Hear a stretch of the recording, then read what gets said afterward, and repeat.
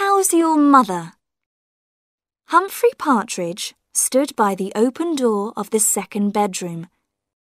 There was a smile on his lips as he looked at the empty bed. "It's all right, Mother. Just the post," Humphrey Partridge called from the bottom of the stairs as he opened the door to the village postman. "There's a package for you, Mr. Partridge," said Reg Carter, putting his hand on the door. "From a garden centre, it says on it. Roses, I think." "Yes," said Partridge, trying to close the door. "It's the right time of year for planting roses, is it? November?" "Yes." "How's your mother?" Reg went on. He was in no hurry to leave. "Not so bad." "She never seems to get any letters, does she?" "No. Well, when you reach that age, most of your friends are dead." "Oh, how old is she now?" "She was 86 last July." "That's a good age. She doesn't go out much, does she?" "No, not at all. Now, if you'll excuse me, I have to leave to catch my train to work." Partridge closed the door and called up the stairs. "Goodbye, Mother. I'm off to work." On his way to the station, he stopped at the village shop to get his newspaper. "Good morning," said Mr. Denton, the shopkeeper. "How's the old lady?" "Oh, not too bad, thank you. For her age, that is." "Oh, Mr. Partridge," said Mrs. Denton. "There's going to be a meeting in the village hall on Sunday about—" "I'm sorry, Mrs. Denton. I don't like to leave my mother at weekends. I'm at work all week, you see." He hurried away. "He lives for his old mother," said Mr. Denton. "Well," said his wife, "she probably won't live much longer. She's been in bed ever since they moved here.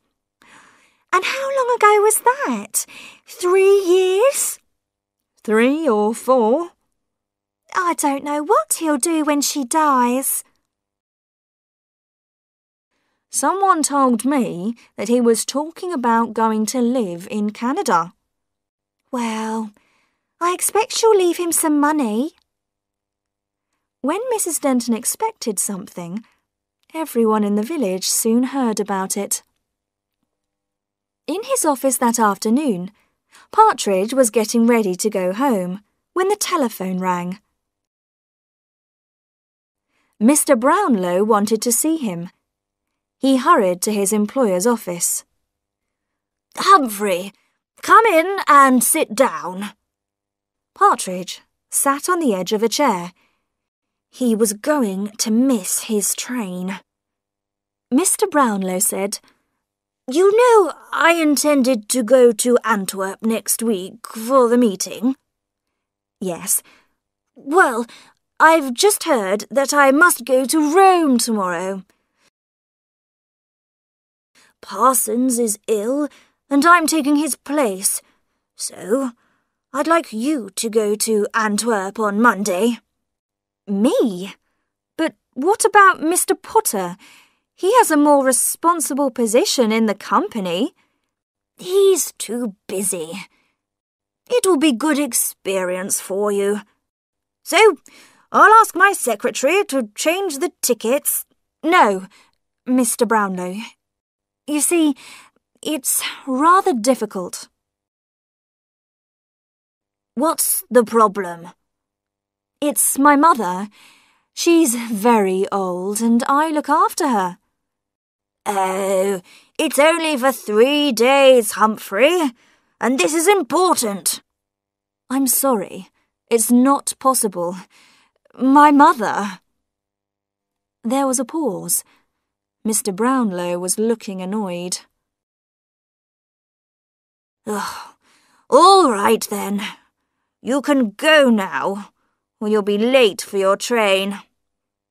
Partridge looked at his watch. I think I can just catch it if I hurry. Oh, that's great. His employer gave a cold smile. Mother, I'm home. It's exactly 6:35. I had to run for the train, but I caught it. Humphrey Partridge hurried up the stairs, went past his own bedroom, and stood by the open door of the second bedroom. There was a smile on his lips as he looked at the empty bed. It was Monday morning, and Partridge was making his breakfast. He turned on his cooker and prepared to boil an egg. It was an old cooker, but it still worked well. He looked out of the kitchen window with satisfaction. During the weekend, he had dug the garden and planted all the roses. The doorbell rang. It was Reg Carter, the postman, with a big package in his hand. Sorry, I couldn't get this through the letterbox. Partridge could see that it contained more information about Canada. He would enjoy reading that on the train. Oh, and there's this letter too, but nothing for the old lady. Is she all right today? Fine, thank you. Partridge managed to shut the door behind the postman. He opened the letter. When he saw what was in it, he sat down at the bottom of the stairs, feeling weak with shock. He had won a large sum of money in a competition. You wanted to see me, Partridge? Yes, Mr. Brownlow. Well, be quick then. I've just flown back from Rome. I've come to tell you I'm leaving. You mean you want to leave the company? This is sudden. Yes, I'm going abroad, to Canada, with my mother. Well, you can go in a month. I need a month's notice. Is it possible for me to go sooner? Mr. Brownlow suddenly lost his temper. Yes, go today. Partridge got home before lunch, feeling pleased. He had telephoned a man who had agreed to sell the house for him, and he had completed the forms necessary for living in Canada. He opened his front door and called out, "Hello, Mother, I'm home." He stopped suddenly as he saw Reg Carter coming out of his kitchen. "Good God! What are you doing here?" I was passing the house and I saw the smoke. How did you get in? I had to break a window. I've called the police. I explained it all to Sergeant Wallace. Partridge's face was white. Explained what? About the fire. There was a fire in your kitchen. You left the cooker on, and the curtains were on fire. I was thinking of your mother upstairs, not able to move, so I put the fire out.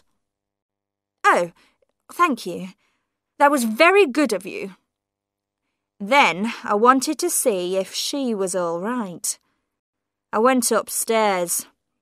All the doors were closed. I opened one, your room, I think. Then I opened another. There was a bed there, but there was no one in it. No. There was no one anywhere. The house was empty. Yes. The postman stood there, looking at him. I thought that was rather strange, Mr. Partridge. You told us your mother lived here. She does. She did. She died. Died? When? You said this morning when I asked. She died 2 days ago. His face was red now. I'm sorry. I can't think straight. It's the shock, you know. I see, Reg Carter said quietly. Well, I must go now. It was about a week after the fire. Of course, Reg Carter had talked to Mr. and Mrs. Denton, and they had talked to almost everyone who came into the shop. Sergeant Wallace, the village policeman, had heard a lot of strange stories about Humphrey Partridge. So now he had decided to go and talk to him himself. Partridge opened the door slowly, and the sergeant went straight into the sitting room. It was full of boxes. You're packing your books, I see, Mr. Partridge. When are you going to Canada? In about a month. And you're going to buy a house there, I hear. Yes. You're going alone. Your mother's not with you now. No, she died. Yes, that's what I want to discuss. As you know, this is a small place, and most people take an interest in other people's business. I've been hearing some strange things about you. People are saying you killed your mother to get her money. That's stupid. It's not true. Perhaps. Let me ask you a few questions. First, when did your mother die? 10 days ago. The 11th. Are you sure? The 11th was the day you had the fire. Sorry. 2 days before that. It was such a shock. Of course. And so the funeral was on the 10th? Sometime about then, yes. It's strange that none of the local funeral directors know anything about it. I used someone from town. I see. And was it a doctor from town who signed the document saying that she was dead? Yes. Do you perhaps have a copy of the document? Partridge looked unhappy. You know, I don't. I'm afraid, the sergeant said, that suggests there may be something unusual about your mother's death. Now, if a crime has taken place... No crime has taken place, Partridge cried. I haven't got a mother. I never saw my mother. She left me when I was 6 months old, and I grew up in a children's home. Then who was living upstairs? Nobody. I live alone. I always have lived alone. I hate people. People are always asking you questions. They want to come into your house, take you out for drinks. I can't stand it. I just want to be alone. Sergeant Wallace tried to stop him, but now Partridge couldn't stop. But people don't allow you to be alone. you have to have a reason. So, I invented my mother. I couldn't do things. I couldn't see people because I had to get back to my mother. I even began to believe in her and talk to her. She never asked questions. She just loved me and was kind and beautiful. Now you've all killed her. Sergeant Wallace took a moment to organise this new information. So, you're telling me there never was any mother? You didn't kill her because she wasn't here.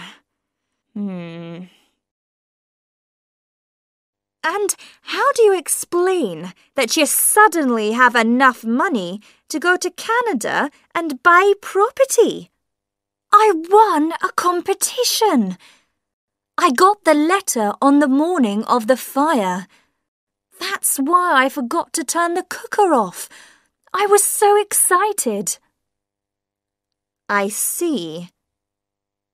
Sergeant Wallace got up and moved across to the window. You've been digging the garden, I notice. Yes, I put those roses in. You plant roses when you're going away? A few days later, there was exciting news in the village. Partridge had been put in prison, and the police had dug up his garden and taken up part of the floor in his house, but they hadn't found a body. Then the news came that he had been freed. It seemed that his strange story to Sergeant Wallace was true. There had been no one else living in the house. He had won a large amount of money. And Partridge's mother was living in Liverpool and had been in trouble with the police on several occasions.